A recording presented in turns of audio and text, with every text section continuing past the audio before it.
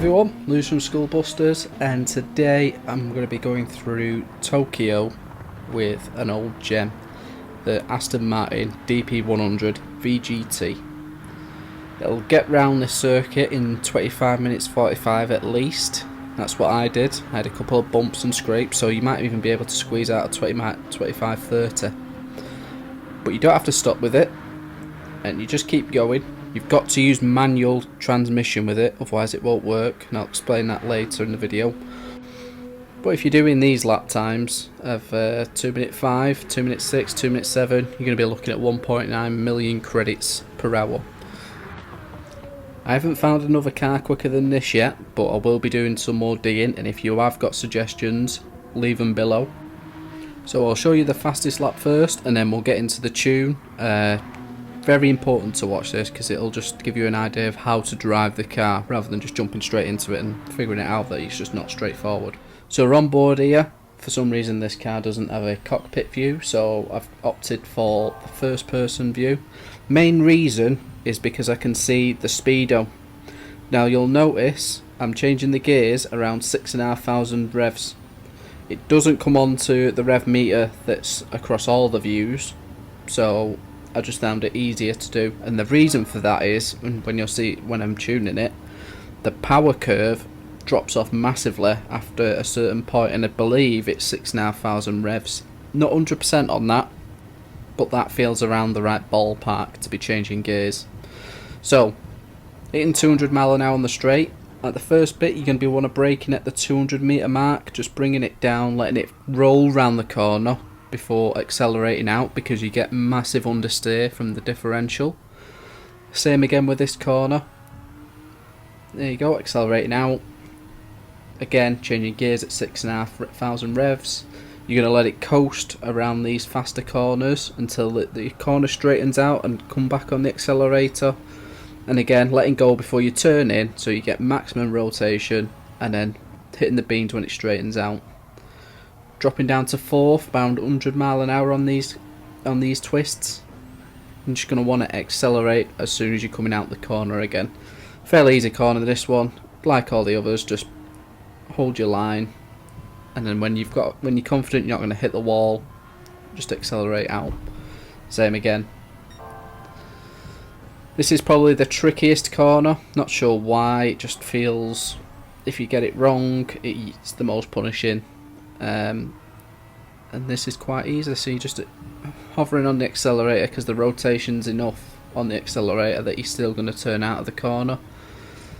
You're going to brake between 200 and 150 on this corner.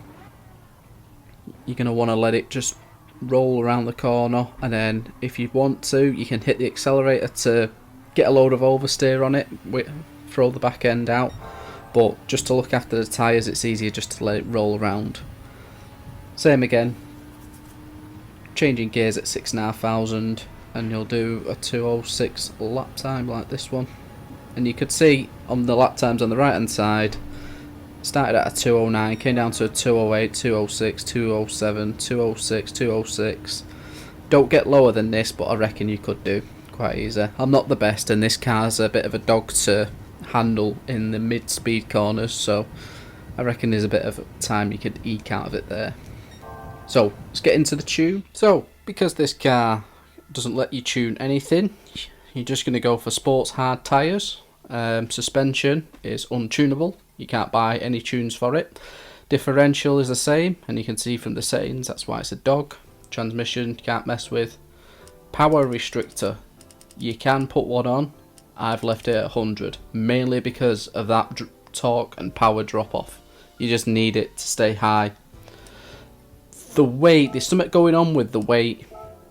If you look here, before when you went higher, well, more front loading the ballast, the PP went down to represent that you're putting more pressure on the front, back end's going to step out, whatever.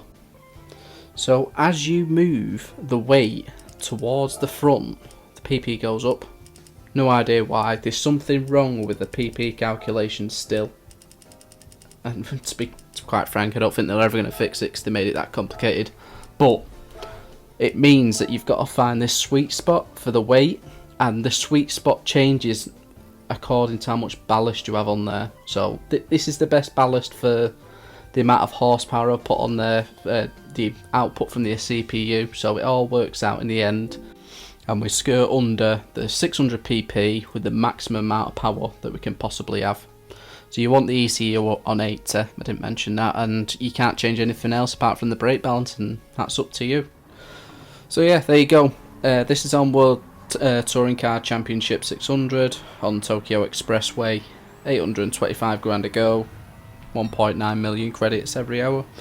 It's not too bad really, and for this car it's quite good value for money, as you'll see in the next video that I put out. But yeah, there you go folks, really enjoyed making this video. It's nice to be back on Gran Turismo.